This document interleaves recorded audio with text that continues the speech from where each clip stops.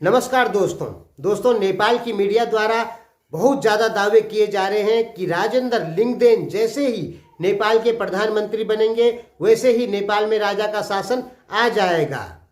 राजेंद्र लिंगदेन प्रधानमंत्री बनने बित्तिकै 1 घण्टामा राजा आउँछ। अब राजालाई कसैले रोक्नु सक्दैन।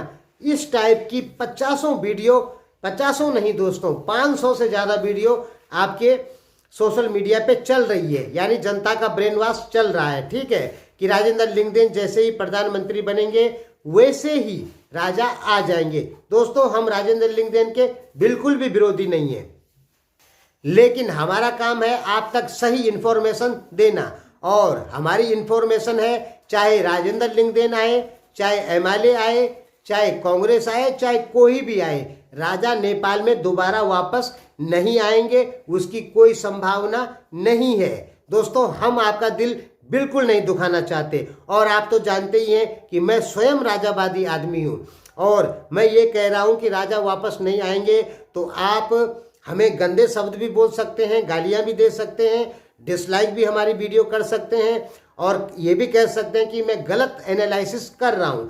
लेकिन दोस्तों, मैंने कहा मैं दूंगा आपको सच्ची इन्फॉर्मेशन, चाहे उसके लिए हमारी वीडियो पे डिसलाइक बढ़े, आपकी गालियां पड़े या कुछ भी हो, लेकिन हम अपनी सच्ची इन्फॉर्मेशन देना नहीं छोड़ेंगे। और हमारी इन्फॉर्मेशन के हिसाब से नेपाल में राजा के आने की कोई संभावना नहीं है, कोई चांस नहीं है। दोस्तों, जब तक अमेरिका महाशक्ति है तब तक नेपाल में तो राजा आ ही नहीं सकता है।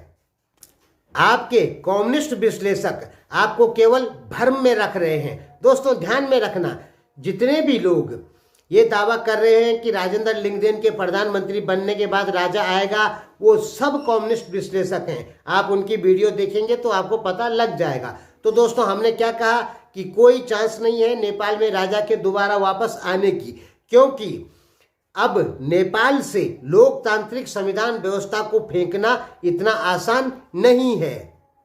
और दोस्तों, राजा को लाने में सबसे बड़ी भूमिका भारत ही खेल सकता है। दूसरा नंबर पे चीन खेल सकता है, यानी भारत और चीन मिलेंगे तो नेपाल में राजा आ सकता है, यदि अमेरिका सुपर पावर की कुर्सी से हट जाए तब। अभी नहीं दोस्तों, जब तक अमेरिका सुपर पावर की कुर्सी पर बैठा हुआ है तब तक नेपाल में राजा आ जाए यह संभव नहीं है। दोस्तों, बुरा मत मानिए, ये सच्चाई है। ठीक है, सच्चाई को समझिए, भ्रम में मत पड़िए और सच्चाई को समझिए। जब तक अमेरिका सुपर पावर है तब तक नेपाल से लोकतांत्रिक शासन प्रणाली को उखाड़ना इतना आसान नहीं है।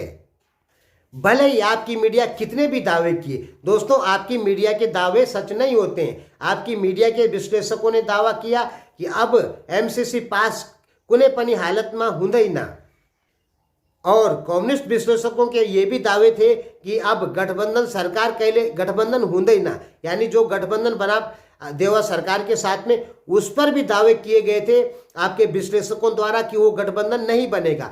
दोस्तों, मैंने कह दिया था, 1 साल पहले की बात बता रहा हूं कि गठबंधन बन सकता है। तो दोस्तों, गठबंधन बना, बिल्कुल बना। ठीक है, मैंने कह दिया था कि नेपाल में एमसीसी पास होना इतना आसान नहीं है, लेकिन वो अमेरिका है, किसी भी हाल में एमसीसी पास कराकर ही छोड़ेगा। और आपके विश्लेषकों ने कहा कि नहीं पास होगा एमसीसी, नेपाल में कोई चांस नहीं है। तो आपके विश्लेषक झूठे साबित हुए, और अब वो दावा कर रहे हैं कि राजेंद्र लिंगदेन जैसे ही प्रधानमंत्री बनेंगे वैसे ही नेपाल में राजा आ जाएगा। दोस्तों, इसकी कोई संभावना नहीं है। राजेंद्र लिंगदेन आएंगे, और वो अगर आ गए, प्रधानमंत्री बन भी गए, तो भी वो लोकतांत्रिक शासन प्रणाली से ही नेपाल को चलाएंगे। मोनार्की की तरफ वो नेपाल को नहीं ले जा सकते।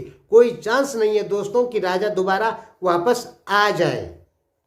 दोस्तों, ऐसा हम इसलिए कह रहे हैं क्योंकि आप अपना समय व्यर्थ में बर्बाद कर रहे हैं और आस लगाए हुए हैं कि नेपाल में राजा दोबारा वापस आएगा। तो वो आस, मैं दोस्तों आपकी आशाएं नहीं तोड़ना चाहता हूं, लेकिन क्या करें, सच तो बताना ही पड़ेगा। और सच यही है कि नेपाल में राजा आने के कोई चांस नहीं है, भले ही आपको बुरा लगे, लेकिन दोस्तों हमारा काम है सच बताना। और दोस्तों, हमने एक वीडियो में आपको बताया भी है, यदि कुछ करके नेपाल में राजा आ भी जाते हैं तो वो उसी प्रकार के राजा रहेंगे यानी केवल दिखाने की मूर्ति, सारी जो ताकत होगी वो राजनीतिक दलों के पास में होगी, राजा के पास में नहीं होगी। जैसे मदन भंडारी चाहते थे कि नेपाल में राजा हो, लेकिन सारा काम पार्टियां ही करे। मदन भंडारी दोस्तों यही चाहते थे।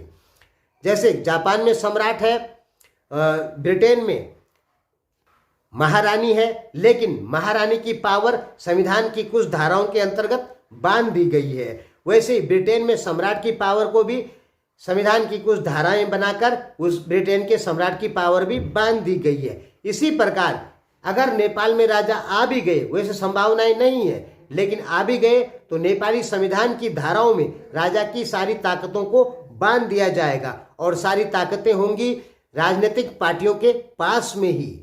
तो दोस्तों साफ और क्लियर है, नेपाल में राजा बिल्कुल नहीं आएंगे। और दोस्तों जानकारी के लिए बता दूं कि मैं नेपाल में राजशाही का सबसे बड़ा समर्थक आदमी हूं और मैं भी चाहता हूं कि नेपाल में राजा दोबारा वापस आए। लेकिन क्या करें दोस्तों, इसकी संभावनाएं ना के बराबर है, क्योंकि अब नेपाल से लोकतांत्रिक व्यवस्था को उखाड़ फेंकना आसान नहीं है। और जब तक अमेरिका सुपर पावर है तब तक तो खैर कोई संभावना ही नहीं है। और दोस्तों अमेरिका फिलहाल सुपर पावर की कुर्सी से नहीं हटने वाला, क्योंकि आपने देख ही लिया होगा कि दुनिया की दूसरे नंबर की सैनिक ताकत रूस, जो कि यूक्रेन से लड़ रहा है, एक छोटा सा यूक्रेन, रशिया से कई 100 गुना छोटा, यानी 6 लाख स्क्वायर किलोमीटर का यूक्रेन और 1,70,00,000 स्क्वायर किलोमीटर का रशिया, यानी चींटी और हाथी की लड़ाई हो रही है। लेकिन यूक्रेन ने रशिया को 50 दिन तक युद्ध में उलझा के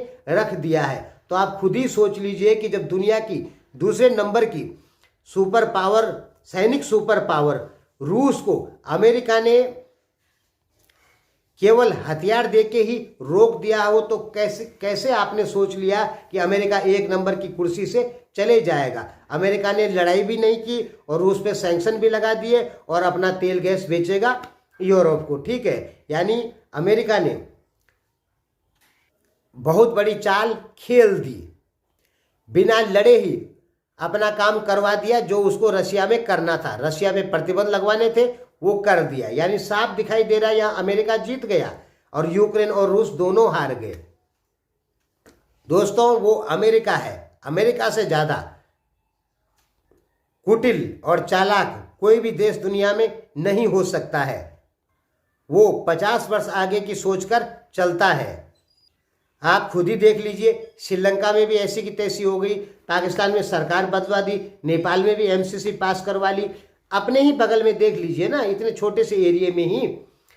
तो यहाँ पे अमेरिकी पावर काम कर रही है और नेपाल में भी अमेरिकी पावर काम कर रही है। तो ये मानना कि नेपाल से लोकतांत्रिक शासन प्रणाली को कोई उखाड़ देगा, तो ये सरल नहीं है।